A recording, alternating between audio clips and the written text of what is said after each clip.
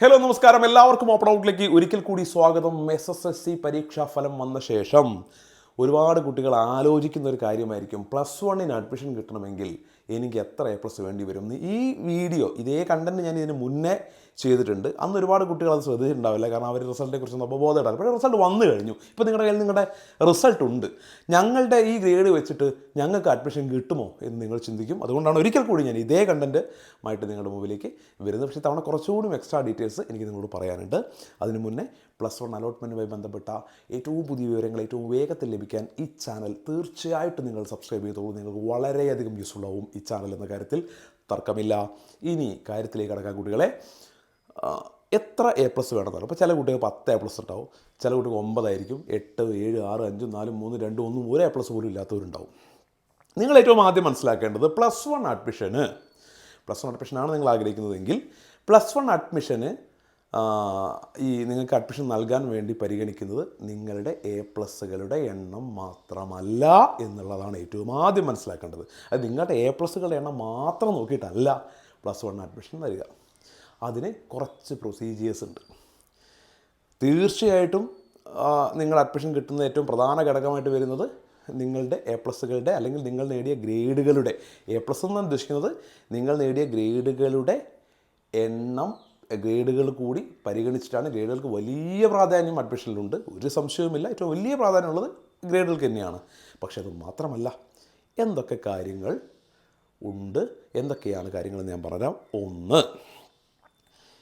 നിങ്ങൾക്ക് total ഗ്രേഡുകൾക്കൊരു point കൊടുക്കാനുണ്ട്. A+ 9 പോയിൻ്റാണ്, Aക്ക് 8 പോയിൻ്റാണ്, B+ 7 പോയിൻ്റാണ്, Bക്ക് 6 പോയിൻ്റാണ്, അങ്ങനെ C+ 5 അങ്ങനെ താഴ്ന്നു വരും. ഇതെല്ലാം കൂടി ചേർത്തിട്ട് ഈ രീതിയിൽ ഈ നിങ്ങളുടെ ടോട്ടൽ ഗ്രേഡുകൾ വെച്ചിട്ട് അതിൻ്റെ ഒരു പോയിൻ്റ് കണക്കാക്കും.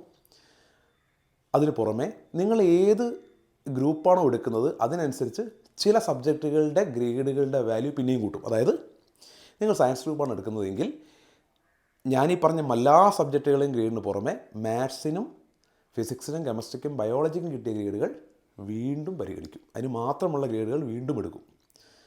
ഹ്യൂമാനിറ്റീസാണ് കൊടുക്കുന്നതെങ്കിൽ സോഷ്യൽ സയൻസിൻ്റെ ഗ്രേഡ് അവർ പരിഗണിക്കും. കൊമേഴ്സാണ് എടുക്കുന്നതെങ്കിൽ നിങ്ങളുടെ മാത്സിൻ്റെ ഗ്രേഡ് അവർ വീണ്ടും പരിഗണിക്കും. സോ മൊത്തം സബ്ജക്റ്റുകളുടെ ഗ്രേഡ് നോക്കും. നിങ്ങൾ കൊടുക്കുന്ന ഗ്രൂപ്പ് അനുസരിച്ച് അതുമായി ബന്ധപ്പെട്ട സബ്ജക്റ്റുകളുടെ ഗ്രേഡ് എന്താണെന്ന് നോക്കും. ഇതിനൊക്കെ പുറമേ ഏറ്റവും നിർണായകമാകുന്ന മറ്റൊരു ഘടകമുണ്ട്, അത് ബോണസ് പോയിൻറ്റുകളാണ്. ബോണസ് പോയിൻറ്റുകൾ എന്ന് കേൾക്കുമ്പോൾ നിങ്ങളുടെ മൈൻഡിലേക്ക് ആദ്യം വരും SPCക്കും NCCക്കും ലിറ്റിൽ കൈറ്റ്സിനൊക്കെ ബോണസ് പോയിൻ്റ് ഇല്ല, അതാണോ? അത് മാത്രമല്ല, അതിന് ബോണസ് പോയിൻ്റ് ഉണ്ട്. എല്ലാ കുട്ടികൾക്കും ബോണസ് പോയിൻ്റ് കിട്ടും. അതെങ്ങനെയാണെന്നറിയോ? നിങ്ങൾ താമസിക്കുന്ന അതേ പഞ്ചായത്തിലോ അതേ മുനിസിപ്പാലിറ്റിയിലോ അതേ കോർപ്പറേഷനിലോ തന്നെയുള്ള ഒരു സ്കൂളിലാണ് +1 അപേക്ഷിക്കുന്നതെങ്കിൽ നിങ്ങൾക്ക് 3 പോയിൻ്റോ 2 പോയിൻ്റോ എക്സ്ട്രാ കിട്ടും. നിങ്ങൾ പഠിച്ച സ്കൂളിൽ തന്നെയാണ് +1 ആപ്ലിക്കേഷൻ കൊടുക്കുന്നതെങ്കിൽ അതിന് നിങ്ങൾക്ക് എക്സ്ട്രാ ബോണസ് പോയിൻ്റ് കിട്ടും. അതായത് നിങ്ങൾ പഠിച്ച അതേ സ്കൂളിൽ തന്നെ, 10ാം ക്ലാസ് പഠിച്ച അതേ സ്കൂളിൽ തന്നെ +1 കൊടുക്കുകയാണെങ്കിൽ നിങ്ങൾക്ക് എക്സ്ട്രാ ബോണസ് പോയിൻ്റ് ഉണ്ട്. നിങ്ങളതിന് പകരം മറ്റൊരു സ്കൂളാണ് കൊടുക്കുന്നതെങ്കിൽ അവിടെ നിങ്ങളുടെ മാർക്ക് പരിഗണിക്കുമ്പോൾ ആ 3 ബോണസ് പോയിൻ്റ് അവിടെ ഉണ്ടാവില്ല. ഇനി നിങ്ങൾ സ്റ്റേറ്റ് സിലബസിൽ, കേരള സിലബസിൽ SSLC പൂർത്തിയായ വിദ്യാർത്ഥിയാണ് എങ്കിൽ അതിന് ബോണസ് പോയിൻ്റ് ഉണ്ട്. ഇപ്പോൾ CBSE ICSE എന്നൊക്കെ വരുന്ന കുട്ടികളില്ലേ, അവരെക്കാളും extra bonus point state syllabus പഠിച്ച കുട്ടികൾക്ക് കിട്ടും. നിങ്ങളുടെ അതേ താലൂക്കിലാണ് അഡ്മിഷൻ എടുക്കുന്നതെങ്കിൽ അതിന് ബോണസ് പോയിൻ്റ് ഉണ്ട്. അങ്ങനെ പല രീതിയിലുള്ള ബോണസ് പോയിൻറ്റുകളുണ്ട്. ഇതെല്ലാം നോക്കിയിട്ട് ഇതെല്ലാം കൂടി ചേർത്തിട്ട് വെയ്റ്റഡ് ഗ്രേഡ് പോയിൻ്റ് ആവറേജ് അഥവാ WGPA പരിഗണിച്ചിട്ടാണ് നിങ്ങൾ +1 അഡ്മിഷൻ തരണോ വേണ്ടിയോ എന്നുള്ളത്, അല്ലെങ്കിൽ എവിടെ തരണമെന്നുള്ളത് തീരുമാനിക്കുക. അതായത് A+കളുടെ അല്ലെങ്കിൽ ഗ്രേഡുകളുടെ എണ്ണം എടുക്കും. നിങ്ങൾ തിരഞ്ഞെടുത്ത സബ്ജക്റ്റിലെ ബന്ധപ്പെട്ട ഗ്രൂപ്പുമായി ബന്ധപ്പെട്ട സബ്ജക്റ്റുകളുടെ ഗ്രേഡ് പ്രത്യേകം പരിഗണിക്കും. ബോണസ് പോയിൻറ്റുകൾ പരിഗണിക്കും.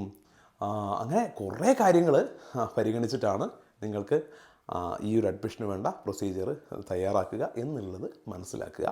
ഇപ്പോൾ നിങ്ങൾക്ക് ഇതിനെക്കുറിച്ച് കൃത്യമായ ധാരണയൊന്നും കിട്ടിയിട്ടുണ്ടാവില്ല, കുറച്ചൊരു ഐഡിയ കിട്ടിയിട്ടുണ്ടാവും.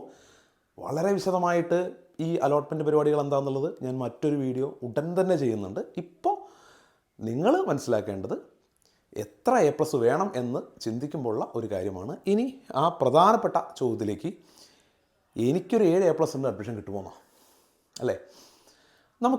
നിങ്ങളിവിടെ മനസ്സിലാക്കേണ്ട കാര്യം, 10 A+ കിട്ടി എന്നുള്ളത് കൊണ്ട് നിങ്ങൾക്ക് അഡ്മിഷൻ കിട്ടും എന്ന് ഉറപ്പിക്കാനൊന്നും കഴിയില്ല. കാരണം ഒരുപാട് കുട്ടികൾ ഫുൾ A+ ഇല്ലേ. ഇനി നിങ്ങൾക്ക് A+ എണ്ണം കുറവാണെന്നുള്ളത് നിങ്ങൾക്ക് അഡ്മിഷൻ കിട്ടൂല എന്നും പറയാൻ കഴിയില്ല. ഒരുപാട് ഘടകങ്ങൾ അതിൽ. ഈവൻ നിങ്ങളുടെ കമ്മ്യൂണിറ്റി, നിങ്ങളുടെ ജാതി, മതം, ഇതെല്ലാം ഇതിൽ റോളുണ്ട്. ഇതിനൊക്കെ റിസർവേഷൻസ് ഉണ്ട്. ഓക്കെ, കഴിഞ്ഞ വർഷമൊക്കെ എടുത്ത് നോക്കുകയാണെങ്കിൽ നിങ്ങൾ ഏത് സ്കൂളാണോ കൊടുക്കുന്നത് അതിനനുസരിച്ചാണ് ഒന്നാമതായിട്ട് നിങ്ങൾക്ക് അഡ്മിഷൻ കിട്ടുമോ ഇല്ലയോ എന്നുള്ളത്. നല്ല ഡിമാൻഡുള്ള സ്കൂൾ, 60 സീറ്റുള്ള സ്കൂൾ, ആ സ്കൂൾ 600 കുട്ടികൾ കൊടുത്തിട്ടുണ്ടെങ്കിൽ നമുക്കറിയാം ആകെ 60 പേരെ എടുക്കും, ബാക്കി 550 കിട്ടൂല എന്ന്. അതേസമയം നിങ്ങൾ ഡിമാൻഡ് കുറഞ്ഞ ഒരു സ്കൂളാണ് കൊടുക്കുന്നത് എങ്കിൽ ഒരു പക്ഷേ നിങ്ങൾക്ക് അവിടെ അഡ്മിഷൻ കിട്ടിയേക്കാം. അപ്പം നല്ല ഡിമാൻഡുള്ള സ്കൂളാണ് കൊടുക്കുന്നതെങ്കിൽ ഫുൾ A+ ഉണ്ടെങ്കിൽ ചിലപ്പോൾ അഡ്മിഷൻ കിട്ടില്ല. ഡിമാൻഡ് കുറഞ്ഞ സ്കൂളാണെങ്കിൽ നിങ്ങൾക്ക് വളരെ കുറച്ച് A+ ഉണ്ടെങ്കിൽ അഡ്മിഷൻ കിട്ടിയേക്കാം. അതുകൊണ്ടാണ് പറയുന്നത് എനിക്ക് ഫുൾ A+ ഉണ്ടായിട്ട് അഡ്മിഷൻ കിട്ടിയിട്ടില്ല, അവന് 4 A+ ഉള്ള അവന് കിട്ടിയെന്ന്. അതെന്താണ്? ആ സ്കൂൾ കൊടുക്കുന്ന സ്കൂളുകളുടെ വ്യത്യാസവും ബോണസ് പോയിൻ്റ് വ്യത്യാസവും കൊണ്ടാണ്. സോ നിങ്ങൾ കൊടുക്കുന്ന സ്കൂൾ ഡിമാൻഡുള്ള സ്കൂളാണെങ്കിൽ, ഡിമാൻഡ് കുറഞ്ഞ സ്കൂളാണെങ്കിൽ അപ്പോഴൊക്കെ നിങ്ങൾക്ക് അഡ്മിഷൻ കിട്ടുമോ ഇല്ലയോ എന്നുള്ളത് അതിനൊക്കെ ബാധിക്കുന്ന കാര്യങ്ങളാണ്. ഓക്കെ, പിന്നെ ഈ അലോട്ട്മെൻറ്റ് എന്ന് പറയുന്നത് 1-2 മാസത്തോളം വലിയൊരു പ്രോസസ്സാണ്, പല ഘട്ടങ്ങളായിട്ട് നടക്കുന്ന ഒരു പ്രോസസ്സാണ്. ആ ഘട്ടത്തിൽ ആ ഒരു പ്രോസസ്സിൻ്റെ ഏതെങ്കിലും ഒരു പോയിന്റിൽ വെച്ച് ഈ 10ാം ക്ലാസ് പൂർത്തിയാക്കിയിട്ടുള്ള ഭൂരിഭാഗം കുട്ടികൾക്കും എവിടെയെങ്കിലുമൊക്കെ അഡ്മിഷൻ കിട്ടാറുണ്ട്. ഇപ്പം കേരളത്തിലെ സ്കൂൾ എടുത്ത് നോക്കിയാൽ ഫുൾ A+ കിട്ടിയ കുട്ടികളും 9 A+ കിട്ടിയ കുട്ടികളും ചിലപ്പോൾ 4 A+ കിട്ടിയ കുട്ടികളും 3 A+ കിട്ടിയ കുട്ടികളും 2 A+ കിട്ടിയ കുട്ടികളും 1 A+ കിട്ടുന്ന കുട്ടികളൊക്കെ പല സ്കൂളുകളിൽ അവർക്ക് ഇഷ്ടപ്പെട്ട സബ്ജക്റ്റ് പഠിക്കുന്നവരുണ്ട്. ചിലവർക്ക് ഇഷ്ടപ്പെടാത്തതാണെങ്കിലും മറ്റൊരു സബ്ജക്റ്റ് എടുത്ത് പഠിക്കുന്നവരുണ്ട്. ഇഷ്ടപ്പെട്ട സ്കൂളിൽ പഠിക്കുന്നവരുണ്ട്, മറ്റ് സ്കൂളിൽ പഠിക്കുന്നവരുണ്ട്. ഇതൊക്കെ അലോട്ട്മെൻറ്റിൽ നിങ്ങളത് എങ്ങനെ കൊടുക്കുന്നു, എത്രത്തോളം അലോട്ട്മെൻറ്റിന് വെയിറ്റ് ചെയ്യുന്നു, പിന്നെ കുറച്ചൊക്കെ നിങ്ങളുടെ ലെക്ക്, ഇതെല്ലാം കൂടി ചേർന്ന് വരുന്ന ഒരു കാര്യമാണ്. സോ A+ എണ്ണം മാത്രം വെച്ചിട്ട് നിങ്ങൾക്ക് ഫുൾ അഡ്മിഷൻ കിട്ടും എന്നോ കിട്ടില്ല എന്നോ പറയാൻ കഴിയില്ല. ഇതിനൊരുപാട് ഘടകങ്ങളുണ്ട് എന്ന് മനസ്സിലാക്കുക. അത് മനസ്സിലാക്കിക്കൊണ്ട് കൃത്യമായിട്ട് ബുദ്ധിപൂർവ്വമായിട്ട് +1 ആപ്ലിക്കേഷൻ കൊടുത്തു കഴിഞ്ഞാൽ നിങ്ങൾക്ക് വിചാരിച്ച പോലെ അഡ്മിഷൻ എടുത്ത് മുന്നോട്ട് പോകാൻ സാധിക്കും. ഇനി A+ എണ്ണം കുറഞ്ഞു എന്ന് വെച്ച് ഒരിക്കലും നിങ്ങൾ സങ്കടപ്പെടേണ്ട. A+ എണ്ണം കുറഞ്ഞിട്ടുള്ള ഒരുപാട് കുട്ടികൾ ഈസി ആയിട്ട് +1 അഡ്മിഷൻ എടുത്ത് പഠിക്കുന്നുണ്ട് എന്നുള്ളത് മനസ്സിലാക്കുക. Okay, thank you.